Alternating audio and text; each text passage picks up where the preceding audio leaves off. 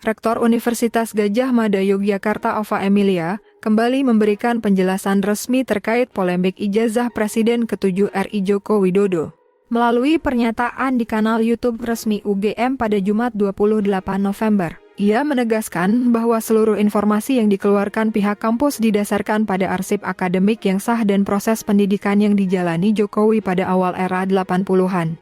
Dalam pemaparannya, Ova Emilia menyampaikan 9 poin penegasan sebagai bentuk klarifikasi dan tanggung jawab akademik UGM. Pertama, UGM menerima mahasiswa yang bernama Joko Widodo dan terdaftar pertama kali tanggal 28 Juli 1980. UGM memiliki bukti penerimaannya.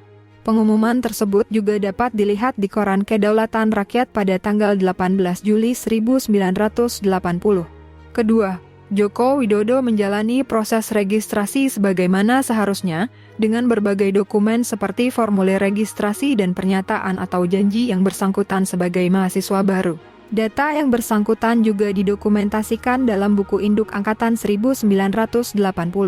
Ketiga, Joko Widodo menjalani kuliah di Fakultas Kehutanan UGM dengan dosen pembimbing akademik Bapak Kasmujo. Saat ini, beliau sudah purna tugas, namun masih berkomunikasi dengan UGM. Keempat, tahun 1983 Joko Widodo menyelesaikan evaluasi program sarjana muda yang pada saat itu ada dalam masa transisi dan programnya disatukan menjadi program sarjana. Kelima, Joko Widodo menyelesaikan pendidikan sarjananya dan menyusun skripsi di bawah bimbingan Bapak Ahmad Sumitro. Penulisan nama Sumitro dikenal dalam dua bentuk, yaitu Sumitro menggunakan O-strip E dan Sumitro menggunakan huruf U, dan kedua ejaan tersebut sah serta digunakan dalam dokumen resmi.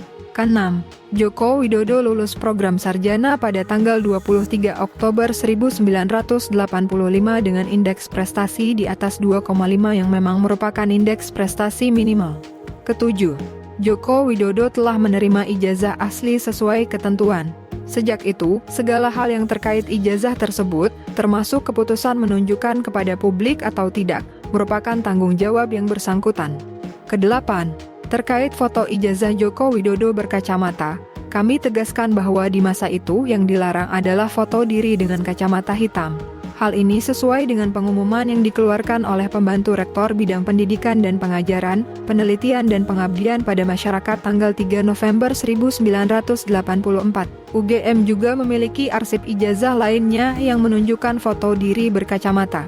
Kesembilan, pernyataan ini untuk menyampaikan kebenaran sebagai tanggung jawab UGM dan tidak untuk membela satu pihak pun secara tidak proporsional.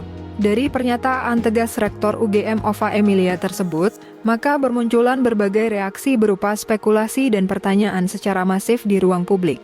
Apakah pernyataan Rektor UGM ini menjadi titik akhir dari polemik berkepanjangan mengenai keaslian ijazah Presiden ke-7 RI Joko Widodo?